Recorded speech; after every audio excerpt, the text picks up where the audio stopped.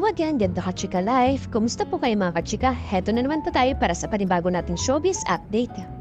Bago po tayo magsimula, gusto ko lamang po magbigay ng update about Katden. Pangunahing endorser at brand ambassador ang Asia Superstars at box office queen na si Miss Catherine Bernardo. Ipinagmamalaki ng TCL Electronics, isa sa mga nangungunang TV brands sa buong mundo, ang kanilang matatag na ugnayan nila ni Miss Catherine. Ang kanilang contract signing ay dinaluhan ng mga pangunahing opisyal ng TCL, kabilang si Deputy Marketing Director Shai Xiongli, Yu at Brand Manager Joseph Sementes. Kinatawan naman si Ms. Catherine ng kanyang mga co-managers na sina Lulu Romero at Cali Bedanes. This partnership is built on authenticity. Ani Sementes, we're thrilled to celebrate Catherine, third year with TCL. Her genuine connection with the Filipino audience and her influence as a trusted icon have made had a perfect fit to champion our message of inspired greatness. Nagpahayag si Miss Catherine ng taus-pusong pasasalamat at hinalahad kung paano naging bahagi ng kanyang personal na buhay ang nasabing proyekto. I'm incredibly happy to have contributed to TCL Rise to the Top. I personally experienced the quality of their products and that they truly make life better. Pagbabahagi po ni Ms. Catherine Bernardo, ipinunto nga po ni Ms. Catherine ang makabago at praktikal na desisyon ng nasabing produkto na sumailalim sa pang-araw-araw na pangangailangan ng modernong Pilipino.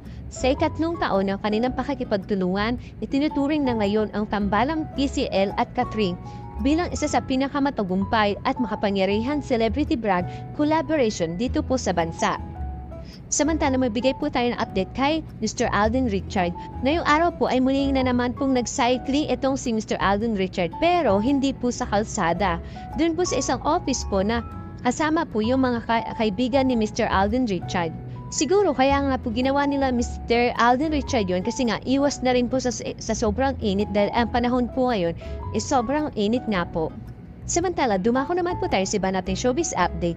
Inamin nga po ni Miss Miles Ocampo, 28 years old na 4 na taon na ang relasyon nila Eleja Canlas, 24 years old, bandang November 2023 nang mapabalitang hiwalay na sila. Pero pagsapit nga po ng March 2024 ay sinubukan nilang muli ayusin ang kanilang relasyon. Makalipas ang ilang buwan, unti-unting naging bukas ang dalawa sa kanilang pagbabalikan. Sa isang nga pong interview, inamin nga po ni Miss Miles na napag-uusapan na raw po nila Elia ang kasal. Sabi ko nga, hindi naman kami magkakabalikan kung hindi namin nakita yung isa't isa. Kung hindi namin pinipili at minamahal ang isa't isa. Animo po sagot ni Miss Miles, hindi naman daw sila nagmamadali sa ngayon. Pareho pa kami maraming gustong gawin, pareho pa kami marami pang gustong patunayan sa industriya. Alam namin na we will get to there, pero right now ini-enjoy muna namin ang isa't isa at trabaho. Aminado nga po si Miss Miles na may ibang couples na kahit na matagal na magkarelasyon ay hindi na uuwi sa kasalan. Pero diin ni Miss Miles, naniniwala pa rin siya sa long-term relationship. Nasa sa inyo yan naman, yan ang partner mo kung pareho ninyong pipiliin ang isa't isa. Diba may mga days naman na stress kayo pareho sa work nyo? Pero kung nandyan kayo for each other, kung pareho nyong pinipili ang isa't isa. Inihayag nga po ni Miles na pumirma siya ng kontrasa All Access to Artists aka AAA Management. Naganap ang event noong April 22, 2025 sa Lola Oti Restaurant sa Quezon City. Ang AAA at talent management company, kung saan kabilang sa artist ang kaibigan ni Miles na si Maine Mendoza, gayon din sina Marian Rivera at Miss Carla Abellana. Pinamumunuan ito ni Mr. Derek Michael Tubera, President at CEO, Jojo O'Connor, COO at Jackie Cora, Head of Operation and Sales. Pinirim nga po ni Direk Mike si Miles na end of contract na raw sakali magdesisyon si Miles na magpakasal. Si Miles ay 3 taon na isa sa kahukuho sa Itbulaga, ang daily noontime show sa pagpuproduce ng TDG Production at Media Quest Holdings sa TV5. Mantala, dumako naman po tayo sa pinakauli nating showbiz update. Hindi pa nga po gaano kilala ang karamihan sa housemate ng Pinoy Big Brother Celebrity Collab bago sila pumasok sa bahay ni Kuya. Pero ngayon ay ang dami nang sumusubaybay sa kanila at nagtitrending na po sila. Naramdaman ito ng evictees at na-enjoy nila ang atensyon na natatanggap nila ngayon. Ang daming ang natuwa sa statements ni Emilio Daiz na nadadagdagan na raw ang 10 fans niya matapos may evict sa PBB House. Kilala na si Michael Sagay na magtambal sina ni Ginian Ward sa may Ilonggo Guard. Pero lalo siyang pinagkakagunahan ngayon ng mga fans. Pati ang guesting nila ng Melidu, sina Michael at Emilio sa TikTok Clock ay nagtrending sa ex na dati pong Peter. Ngayon naman ay ang dami interesado sa love story na sparkle artist na sina Izzy Martinez at Larkin Castro. Napag-uusapan ito online matapos nga i-confide ni AC sa mga kasamahan niya sa bahay ni Kuya na nagkalabuan sila ng Larkins bago siya pumasok. Affected ang mga sumusubaybay sa kwento ni AZ dahil sa sulat ni Larkin sa kanya. Sobrang naging emosyonal na napaitan si AZ na nabasa ang sulat at napagtanto niyang mahal pa rin niya si Larkin. Ngunit, nag-react dito ang followers ng PBB dahil alam ng karamihan sa kanila na walang support ang binigay si Larkin sa girlfriend. May ilang followers ni AC ang galit kay Larkin dahil sa tingin nila ay hadlang ito sa pag-aglaglaw ng karir ng newbie actress sa gawa ng tutol ito noon sa pagsani ni AC sa PBB.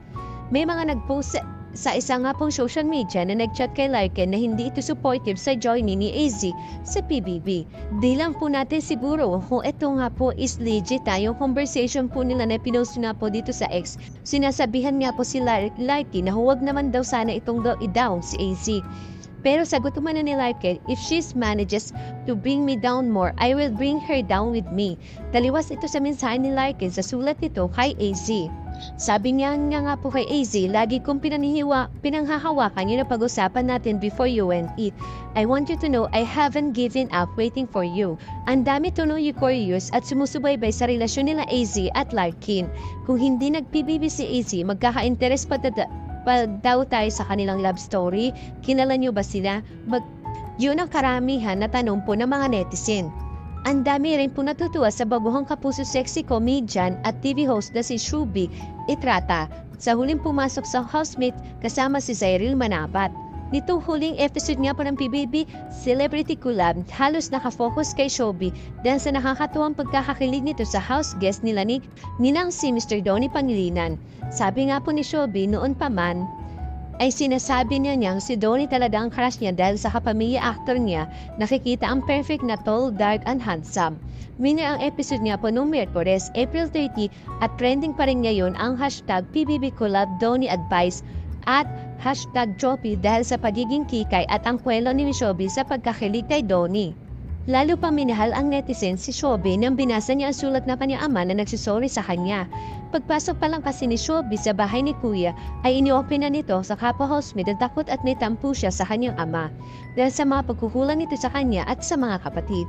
Pero nalamot cute siya noong nabasa niya ang sulat ng ama at nagsisorry at ibinalita nito may stable na siyang trabaho. Iyak na iyak nga po itong si Shobi habang kausap si Kuya. Bumanang pakiramdam niya dahil sa sulat ng kanyang ama. Marami nga po sa atin ang hindi pa talaga nakikilala si Shubi Itrata pero ngayon ay marami interesadong sumusubaybay sa kwento ng kanyang buhay. Tiyak na marami pang kwento ang mga naiwang housemate sa bahay ni Kuya kaya patuloy pa rin tayong pinag-uusapan online. Hindi gaanong pumapalo ang ratings ng PBB Celebrity Collab sa Free TV. Pero malakas ito sa netizen at madalas na nagtitrending sa online. Abangan nga po natin kung sino talaga magpapasikat na husto sa PBB Celebrity Collab. Marami nga pong netizen ang nabulabong sa pa-flex bakat ni Donnie Pangilinan sa bahay ni Kuya.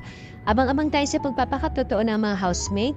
Tignan natin kung hanggang saan ang joy ni Enser Ranolo at Clarice de Guzman. Yung housemate sa PBB Gens 11 aalagwa ay ang showbiz career kahit na mas pinag-uusapan ng netizen ang kasalukuyang edisyon ng PBB kung saan nagkulab ang mga kapuso at kapamilya. Thank you for watching. Kung nagustuhan niyo po ang video ito, subscribe na sa Starlight Showbiz YouTube channel and please don't forget to hit the bell button for our latest updates.